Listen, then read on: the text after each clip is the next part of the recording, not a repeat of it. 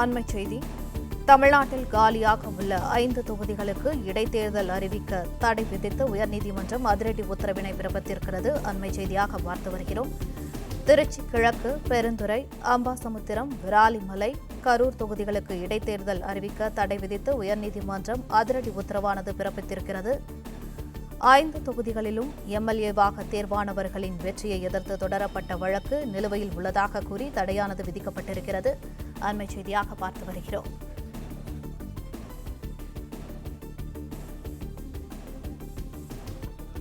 தமிழ்நாட்டில் காலியாக உள்ள 5 தொகுதிகளுக்கு இடைத்தேர்தல் அறிவிக்க தடை விதித்து உயர்நீதிமன்றம் அதிரடி தீர்ப்பினை வழங்கியிருக்கிறது.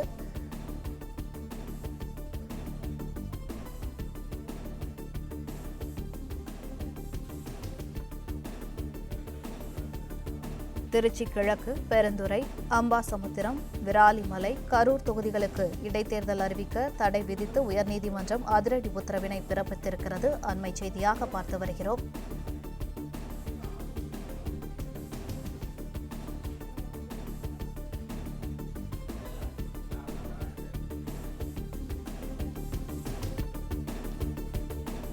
ஐந்து தொகுதிகளிலும் எம்எல்ஏவாக தேர்வானவர்களின் வெற்றியை எதிர்த்து தொடரப்பட்ட வழக்கு நிலுவையில் உள்ளதாக கூறி தடையானது பிறப்பித்திருக்கப்பட்டிருக்கிறது. இது தொடர்பான கூடுதல் விவரங்களை எமது செய்தியாளர் ஆனந்த் வழங்க கேட்கலாம். வணக்கம் ஆனந்த், இது குறித்த கூடுதல் விவரங்கள். வணக்கம்.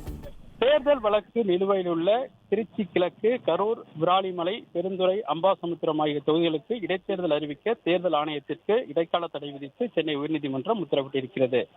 நடந்து முடிந்த சட்டமன்ற தேர்தலில் 2 தொகுதிகளில் போட்டியிட்ட முதலமைச்சர் விஜய் திருச்சி கிழக்கு தொகுதியை ராஜினாமா செய்தார். இதேபோல் கரூர் தொகுதி எம்எல்ஏவாக எம்.ஆர். விஜயபாஸ்கர், விராலிமலை தொகுதி எம்எல்ஏவாக சி. விஜயபாஸ்கர், பெருந்துறை எம்எல்ஏவாக ஜெயக்குமார், அம்பாசமுத்திரம் எம்எல்ஏவாக இசக்கி சுப்பையா ஆகியோர் தங்களது பதவிகளை ராஜினாமா செய்தனர்.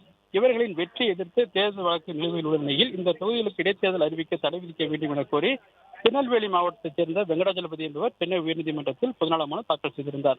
இந்த வழக்கு உயர்நீதிமன்ற தலைமை நீதிபதி தர்மாதிகாரி, நீதிபதி அருள்முருகன் ஆகியோருடைய அமர்வு விசாரணைக்கு வந்த பொழுது மனுதாரர் தரப்பில் தேர்தல் வழக்குகளில் தங்களை வெற்றி பெற்றதாக அறிவிக்க வேண்டும் என வேட்பாளர்கள் கோரிக்கை வைத்து அந்த அது தொடர்பான வழக்குகள் நிலுவையில் இருப்பதாகவும், இந்த நிலையில் இடைத்தேர்தல் நடத்தி எம்எல்ஏவாக தேர்ந்தெடுக்கப்பட்ட பின்னர் தேர்தல் வழக்கை தாக்கல் செய்த வேட்பாளர் வெற்றி பெற்றதாக நீதிமன்றம் அறிவித்துவிட்டால் ஒரு தொகுதிக்கு 2 மக்கள் பிரதிநிதிகள் உள்ள நிலை ஏற்படும் என்பதால் தேர்தல் வழக்கு நிலுவையில் இருக்கும் வரை சம்பந்தப்பட்ட தொகுதிகளுக்கு இடைத்தேர்தல் அறிவிக்கக்கூடாது என உத்தரவிட வேண்டும் என வாதிடப்பட்டது.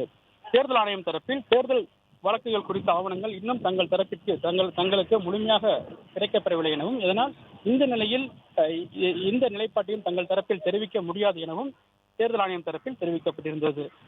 அதே போன்று தமிழக அரசு தரப்பில் தேர்தல் வழக்கு தாக்கல் செய்வதற்கு முன்னே சம்பந்தப்பட்டவர்கள் தங்களுடைய பதவிகளை ராஜினாமா செய்ததால் தேர்தல் ஆணையம் தேர்தலை அறிவிப்பதற்கு எந்தவிதமான தடையும் இல்லை என தெரிவிக்கப்பட்டிருந்தது. இது தொடர்பான வழக்கினுடைய விசாரணை முடிந்து தீர்ப்பை தள்ளி வைத்திருந்த நிலையில் இந்த வழக்கில் தற்பொழுது தீர்ப்பளித்திருக்கிற தலைமை நீதிபதி தலைமையிலான முதல் அமர்வு இந்த 5 தொகுதிகளுக்கும் இடைத்தேர்தல் அறிவிக்க தேர்தல் ஆணையத்திற்கு தடை விதிப்பதாக தற்பொழுது உத்தரவு பிறப்பித்திருக்கின்றனர்.